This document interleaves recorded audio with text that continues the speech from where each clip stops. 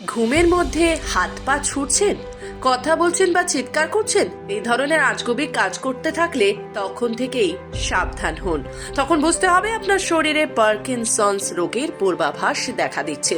প্রাথমিক পর্যায়ে চিকিৎসায় এই রোগ নিয়ন্ত্রণ করা সম্ভব, তবে আপনাকে অবশ্যই কিছু নিয়ম মেনে চলতে হবে। পার্কিনসন্স মস্তিষ্কের ক্ষয়ক্ষতিজনিত রোগ।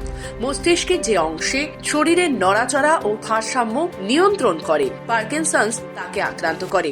রোগের লক্ষণ শুরুতে খুব একটা বোঝা না গেলেও ধীরে ধীরে স্পষ্ট হতে থাকে। ভয়ের কথা হলো পার্কিনসন্স রোগের সুনির্দিষ্ট কোনো চিকিৎসা নেই, তবে ওষুধের মাধ্যমে কিছু কিছু লক্ষণ প্রশমিত করা যায়। ক্ষেত্র বিশেষে মস্তিষ্কের আক্রান্ত অংশে সার্জারির মাধ্যমেও উন্নতি করা সম্ভব। পার্কিনসন্স রোগে আক্রান্ত হলে বেশ কিছু জটিলতাও দেখা যায়, যেমন চিন্তা শক্তি কমে যায়, স্মৃতিভ্রম বা ডিমেনশিয়া হয়। শুরুর দিকে রোগী অবসাদগ্রস্ত হতে পারেন। এছাড়া কিছু আবেগের পরিবর্তনও দেখা যেতে পারে, যেমন ভয়, উদ্বেগ, কাজের প্রেরণা।